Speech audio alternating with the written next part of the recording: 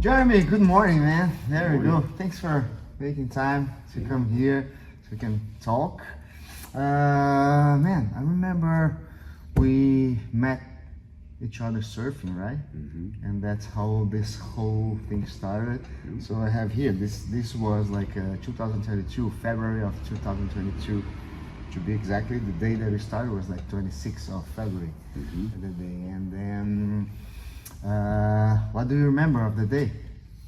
The first day of starting or the day we met? The day we met, and then therefore... A lot. It's a vivid memory. I think it stands out in when you look back at things that are important in your life.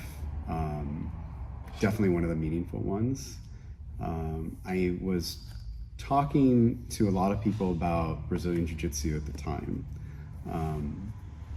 My son was about almost 4 years old, little under, and we had started some Jiu-Jitsu locally near us at our house. It's something that was convenient, and oddly, or maybe like serendipitously, a pretty famous Gracie family member was surfing at the surf break that I surf at quite often.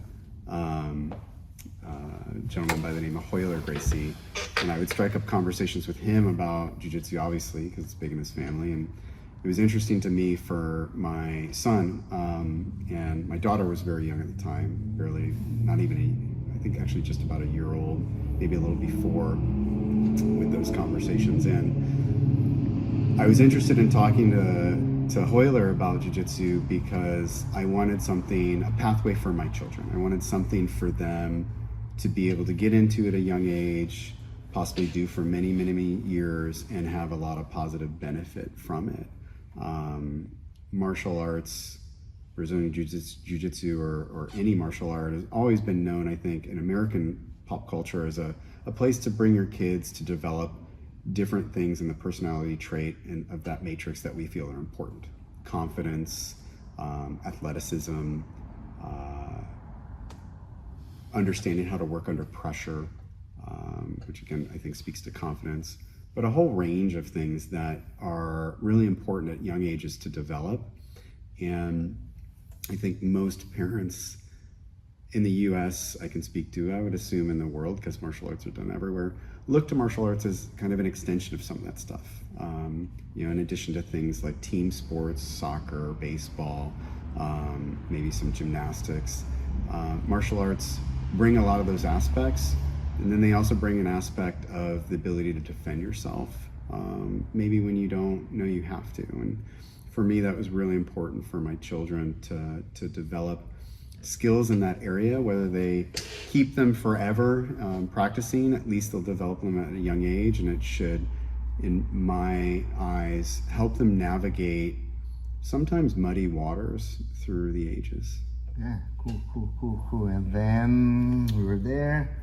I was there surfing, and then I don't actually remember how we started the conversation. So to bring it back to you, so that was the piece with Hoyler and kind of just the search for conversations around Jiu-Jitsu. And I paddle out one day, I see you. I don't know if I've ever told you this. I thought I recognized you or knew you from somewhere. And then it turned out I didn't know you at all. When we started talking, I was like, oh, I thought he was a different guy. My first inclination was, oh, I think that's the guy that works with Hoyler at one of his schools.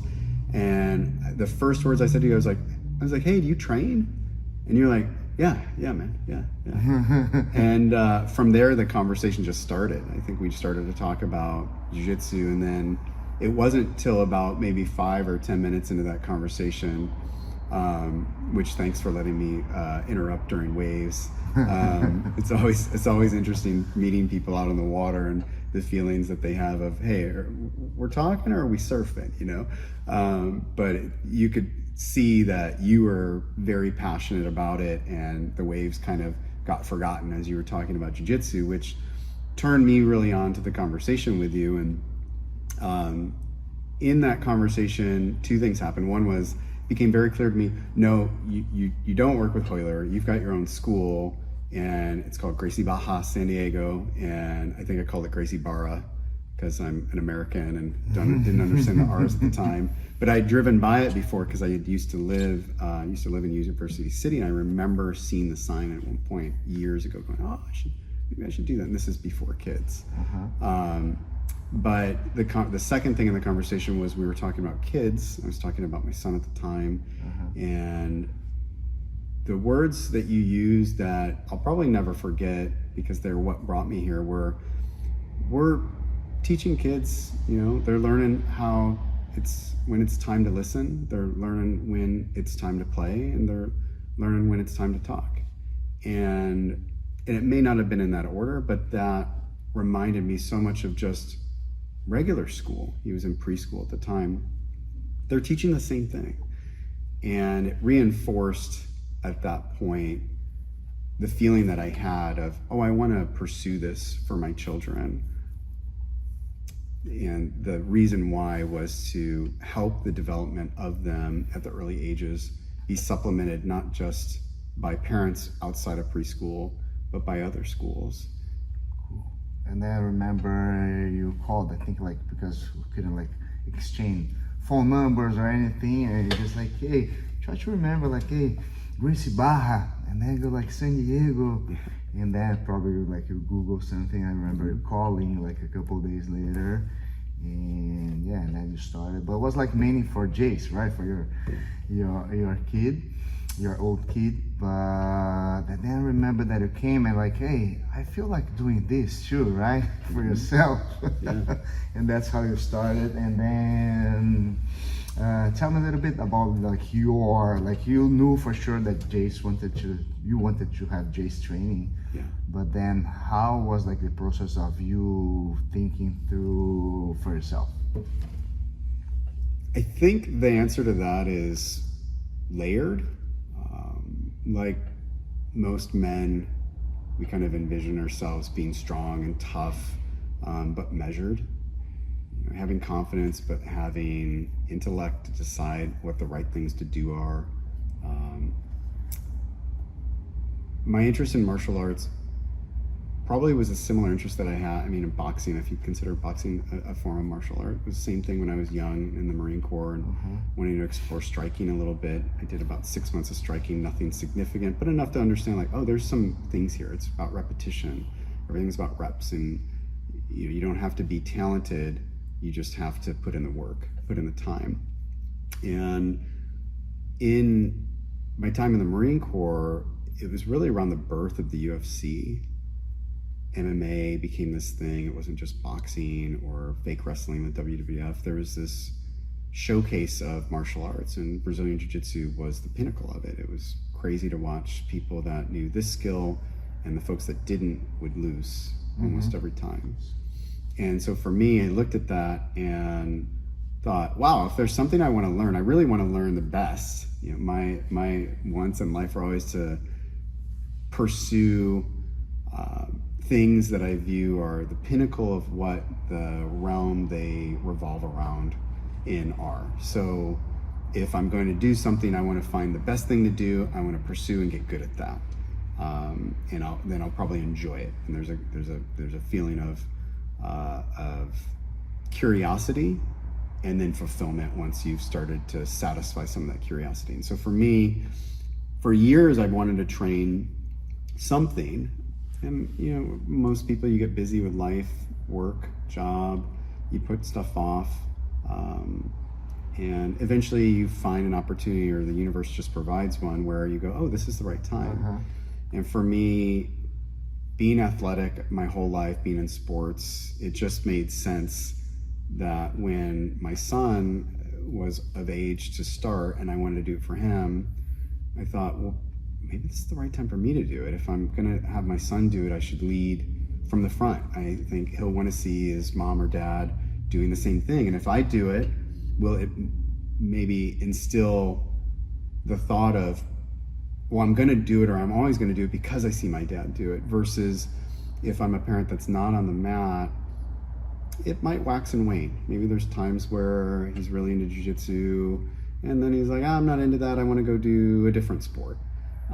But if dad's doing it, well, it's time with dad, and your children generally cherish time with you. And I'm very lucky that my son and my daughter would rather spend time with us than anybody else. So sometimes it's hard to break it away. I know.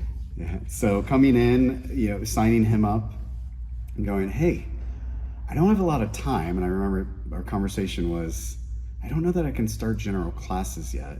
Can you do private lessons? And you're like, oh yeah, no, we do that. And within 6 months of private lessons, I'm doing open mat or the live training and coming in and just getting shown how little jiu-jitsu knowledge I have and how much strength should not be applying.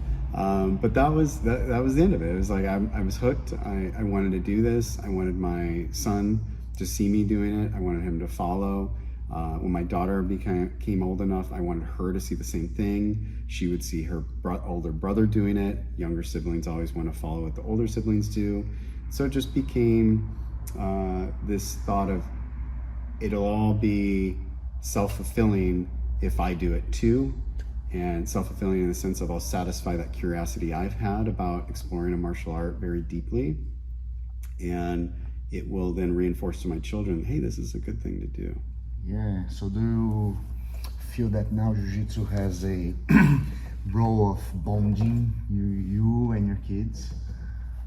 Absolutely. Yeah. It's a schedule, yeah, right? Which parents love with their children. It became like a thing, like, oh, Jiu-Jitsu, it's like our thing now. Yeah. In the beginning, like you and Jace, right? Yeah. But and also I remember, like, for Elani, at the same time that she wanted to do Jiu-Jitsu, but at the same time, I think like there was like such a strong feeling already within your family. There was like, oh, Jiu-Jitsu, it's Dad and Jace. I don't know if I wanna step into that thing. And then she finally did, and like it's amazing to see her like come out of her shell. Yeah, and like she's like very like sweet and like amazing, and like it's cool to see her development here in the school. Yeah, it's cool. Well, and back to your question about some of the things of like why stepping in the mat, even for me, so as the father part, it's really wonderful to see them make friends in another place outside of just their school friends. They have another cohort of friends that are of the same age, similar interests. We get to interact with their parents, and we really get to see what you hear, the gentle form of martial arts, the gentle form of jiu-jitsu.